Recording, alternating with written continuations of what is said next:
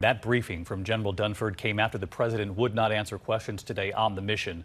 But he did tweet today. The president questioning what the widow of one of those fallen soldiers is now saying about her phone call with the president. Tonight here, you will hear what that Gold Star widow told George Stephanopoulos. Then the president's tweet. Here's ABC's chief White House correspondent Jonathan Karl.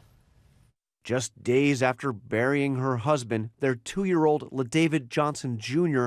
holding the flag from his father's coffin, Maisha Johnson is breaking her silence about the call she received from President Trump. What he said was... The president? Yes, the president said that he knew what he signed up for, but it hurts anyways.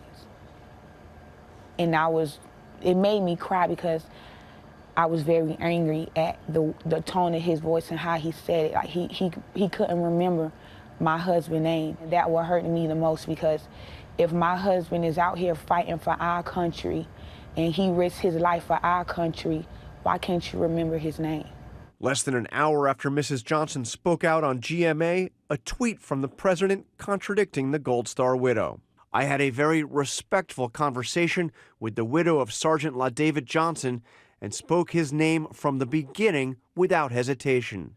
The president has also said that Congresswoman Federica Wilson, a friend of the Johnson family who heard the call, totally fabricated her account of what the president said. The president said that the Congresswoman was lying about the phone call. Whatever Ms. Wilson said was not fabricated. What she said was 100% correct. Mrs. Johnson, who said she was not allowed to see her husband's body, is demanding answers about what happened. I don't know how he got killed, where he got killed, or anything. Are you confident you're going to get the answers you need? If I keep pushing for him, I will. Today in the Rose Garden, President Trump didn't answer questions. You have a response to Maisha Johnson, Mr. President.